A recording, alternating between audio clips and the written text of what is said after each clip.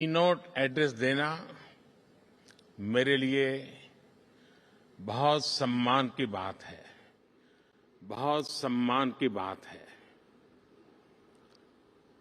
और मुझे तो ये सौभाग्य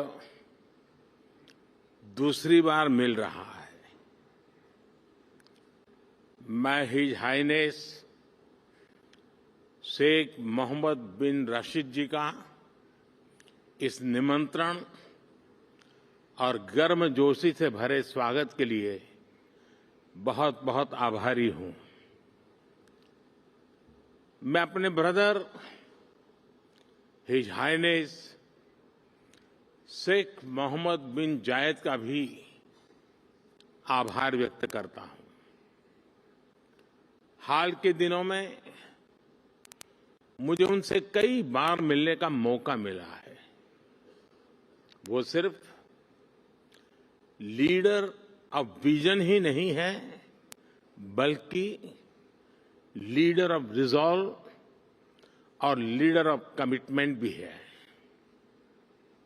साथियों, वर्ल्ड गवर्नमेंट समिट दुनिया भर के थॉट लीडर्स को एक मंच पर लाने का एक बड़ा माध्यम बन चुकी है।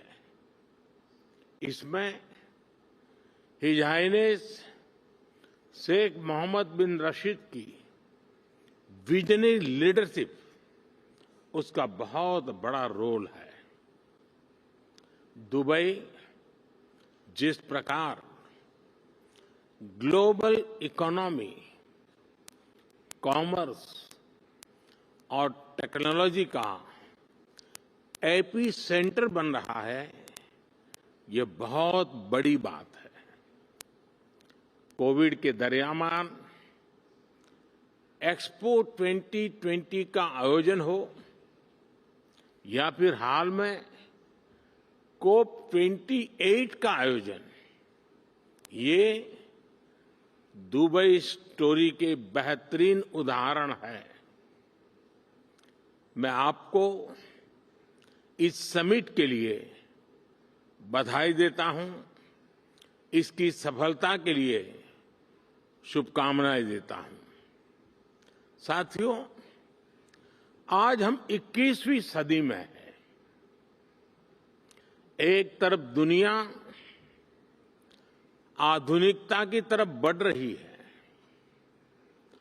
तो पिछली सदी से चले आ रहे चैलेंजेस भी उतने ही व्यापक हो रहे हैं।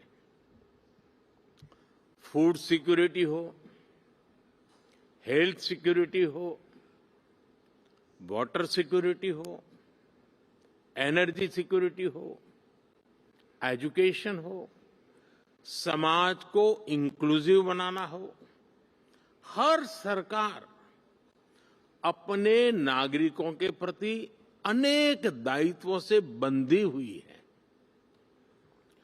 टेक्नोलॉजी हर प्रकार से, चाहे वो नेगेटिव हो या पॉजिटिव, एक की डिसरप्टर साबित हो रही है।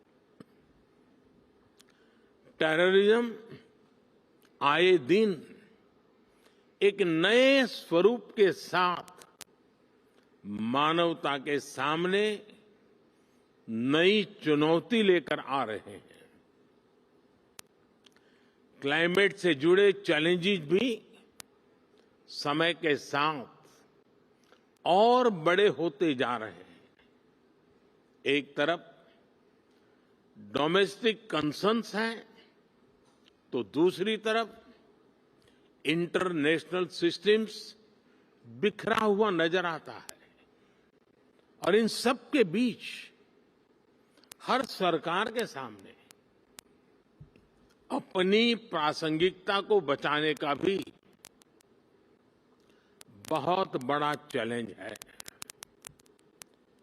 इन सवालों, इन चुनौतियों, इन स्थितियों के बीच वर्ल्ड गवर्नमेंट समिट का महत्व और बढ़ गया है। साथियों, आज हर सरकार के सामने सवाल है कि वो किस अप्रोच के साथ आगे बढ़े। मेरा मानना है आज विश्व को ऐसी सरकारों की जरूरत है जो इंक्लूसिव हो, जो सबको साथ लेकर चले। आज विश्व को ऐसी सरकारों की जरूरत है जो स्मार्ट हो, जो टेक्नोलॉजी को बड़े बदलाव का माध्यम बनाए। आज विश्व को ऐसी सरकारों की जरूरत है जो क्लीन हो, जो करप्शन से दूर हो, जो ट्रांसपेरेंट हो। आज विश्व को ऐसी सरकारों की जरूरत है जो ग्रीन हो, जो पर्यावरण से जुड़ी चुनौतियों को लेकर गंभीर हो। आज विश्व को आवश्यकता है ऐसी सरकारों की जो ease of living, ease of justice, ease of mobility, ease of innovation और ईज ऑफ डूइंग बिजनेस को अपनी प्राथमिकता बनाकर चले। Friends, head of the government के तौर पर लगातार काम करते हुए मुझे 23 साल होने जा रहे हैं। मैंने 13 साल भारत के एक बड़े स्टेट गुजरात की सरकार में रहते हुए लोगों की सेवा की है और अब मुझे सेंट्रल गवर्नमेंट में देशवासियों की सेवा करते हुए 10 साल होने जा रहे हैं। मैं मानता हूं कि सरकार का अभाव भी नहीं होना चाहिए और सरकार का दबाव भी नहीं होना चाहिए,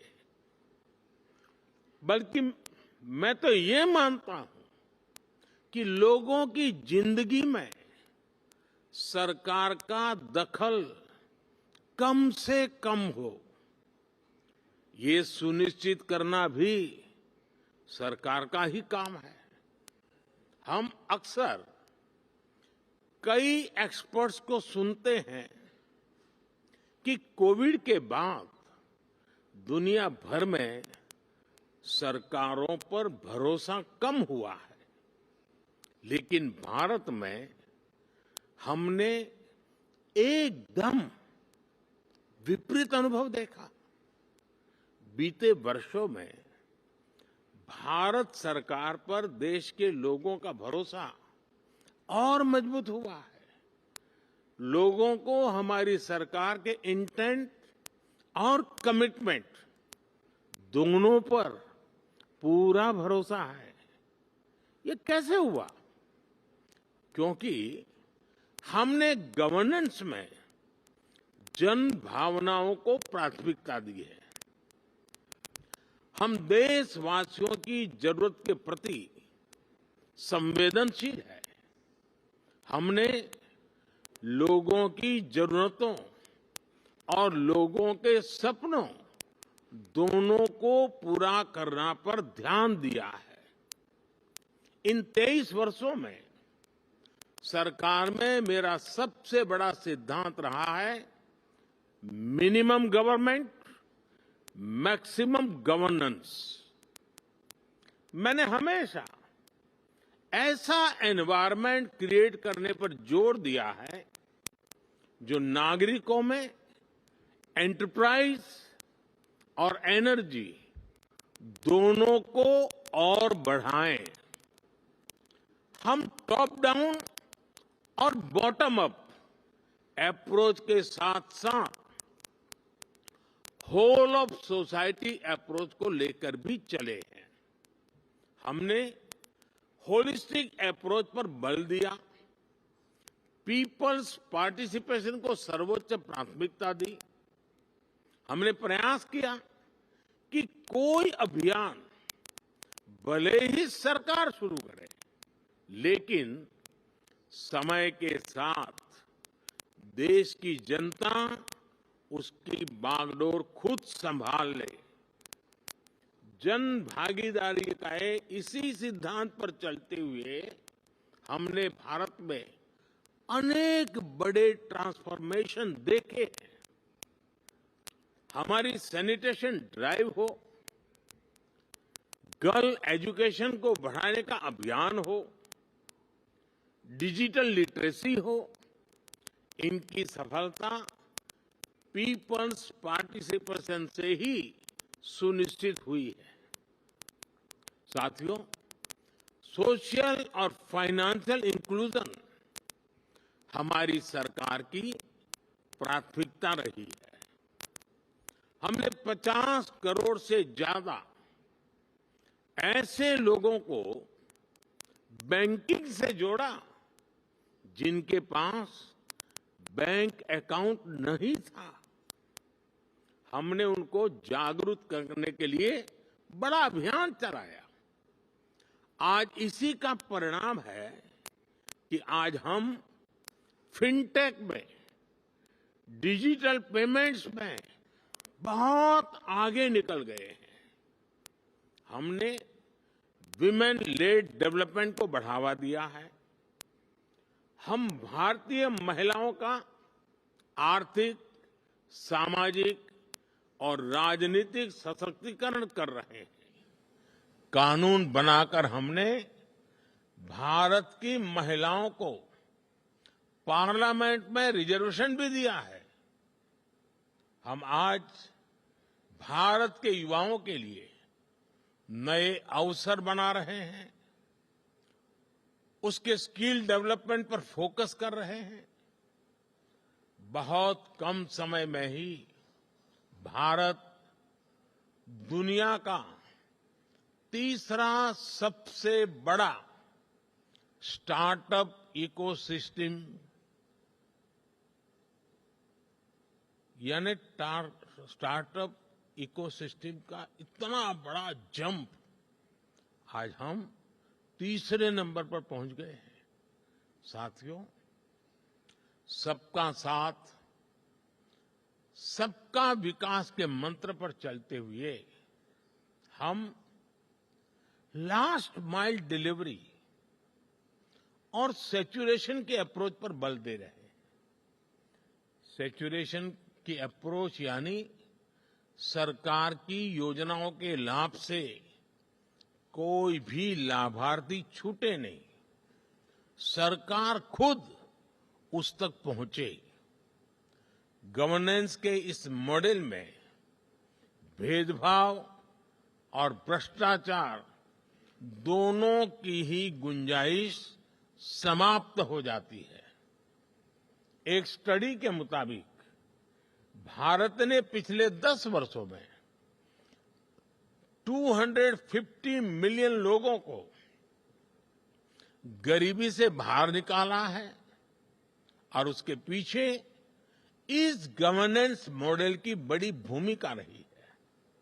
साथियों, जब सरकारें पारदर्शिता को प्राथमिकता देती हैं तो उसके नतीजे भी मिलते हैं और भारत इसका भी एक उदाहरण है। आज भारत के 130 करोड़ से ज्यादा नागरिकों के पास उनकी डिजिटल आइडेंटिटी है। लोगों की ये डिजिटल आइडेंटिटी, उनके बैंक्स, उनके मोबाइल सब इंटरकनेक्टेड है। हमने टेक्नोलॉजी की मदद से एक सिस्टम डेवलप किया है, डायरेक्ट बेनिफिट ट्रांसफर, डीबीटी।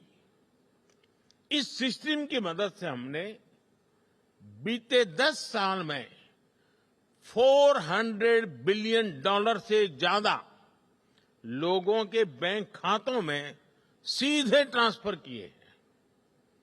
ऐसा करके हमने करप्शन की बहुत बड़ी गुंजाइश को जड़ से ही समाप्त कर दिया है। हमने देश के 33 बिलियन डॉलर से ज्यादा गलत हाथों में जाने से भी बचाया है। फ्रेंड्स, जहां तक क्लाइमेट चेंज की बात है, तो इससे डील करने के लिए भी भारत की एक अपनी अप्रोच रही है। भारत आज सोलर, विंड, हाइड्रो के साथ साथ बायोफ्यूल्स, ग्रीन हाइड्रोजन पर भी काम कर रहा है। हमारी संस्कृति हमें सिखाती है कि प्रकृति से जितना हासिल किया है, उसे लौटाने का प्रयास भी करना चाहिए। इसलिए भारत ने विश्व को एक नया मार्ग सुझाया है, जिस पर चलते हुए हम पर्यावरण की बहुत मदद कर सकते हैं। ये मार्ग है मिशन लाइफ, यानी लाइफस्टाइल फॉर एनवायरनमेंट का। ये मिशन प्रो प्लेनेट पीपल का रास्ता दिखाता है। हम कार्बन क्रेडिट की अप्रोच को भी काफी समय से देख रहे हैं।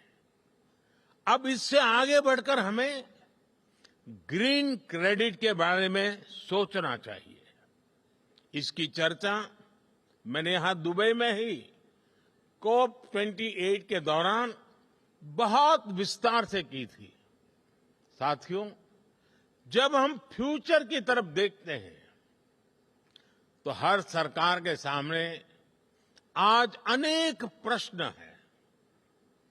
हम अपनी नेशनल सॉवरेनिटी और इंटरनेशनल इंटरडिपेंडेंस में बैलेंस कैसे बनाएं? अपने नेशनल इंटरेस्ट के लिए काम करते हुए इंटरनेशनल रूल ऑफ लॉ के प्रति अपनी कमिटमेंट पर कायम कैसे रहे? नेशनल प्रोग्रेस का विस्तार करते हुए हम ग्लोबल गुड के लिए ज्यादा से ज्यादा कंट्रीब्यूट कैसे करें? हम अपने कल्चर और ट्रेडिशन से विजडम लेते हुए भी यूनिवर्सल वैल्यूज को समृद्ध कैसे करें? हम डिजिटल टेक्नोलॉजी का लाभ लेते हुए उसके नकारात्मक उन प्रभावों से समाज को कैसे बचाएं? हम वैश्विक शांति के लिए प्रयास करते हुए आतंकवाद के खिलाफ कैसे मिलकर काम करें? आज जब हम अपने देश को ट्रांसफॉर्म कर रहे हैं, तो क्या ग्लोबल गवर्नेंस इंस्टीट्यूशंस में भी रिफॉर्म नहीं होना चाहिए? ऐसे अनेक सवाल हमारे सामने है। इन सारे सवालों को ध्यान में रखते हुए ही हमें अपनी सरकारों को दिशा देनी है, फ्यूचर प्लानिंग करनी है।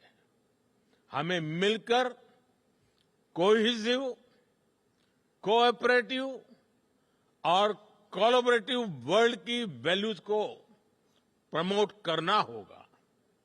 हमें डेवलपिंग वर्ल्ड के कंसर्न्स और ग्लोबल डिसीजन मेकिंग में ग्लोबल साउथ की भागीदारी को प्रमोट करना होगा।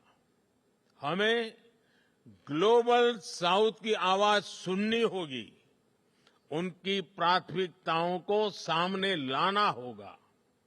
हमें जरूरतमंद देशों के साथ अपने रिसोर्सेज और अपनी कैपेबिलिटीज को शेयर करना होगा। हमें एआई, आर्टिफिशियल इंटेलिजेंस और क्रिप्टो करेंसी, साइबर क्राइम ऐसे पैदा हो रही चुनौतियों के लिए ग्लोबल प्रोटोकॉल बनाने होंगे। हमें अपनी नेशनल सॉवरेनिटी को प्राथमिकता देते हुए इंटरनेशनल लॉ की मर्यादा भी रखनी होगी। इन्हीं भावनाओं पर चलते हुए हम न केवल सरकारों के सामने उपस्थित चुनौतियों का समाधान करेंगे, बल्कि विश्व बंधुत्व को भी मजबूती देंगे। एक विश्व बंधु के रूप में भारत इसी सोच के साथ आगे बढ़ रहा है। अपनी G20 प्रेसिडेंसी के दौरान भी हमने इसी भावना को आगे बढ़ाया। हम one earth, one family, one future, इसी भाव से चले। फ्रेंड्स, हम सभी के पास गवर्नेंस को लेकर अपने एक्सपीरियंसेस है। हमें न सिर्फ एक दूसरे के साथ काम करना है, बल्कि एक दूसरे से सीखना भी है। यही इस समिट का भी लक्ष्य है। यहां से निकले सॉल्यूशन दुनिया के फ्यूचर को शेप करने वाले होंगे। इसी विश्वास के साथ आप सभी को बहुत बहुत शुभकामनाएं। Thank you very much. Thank you, the Right Honourable Narendra Modi, for this session.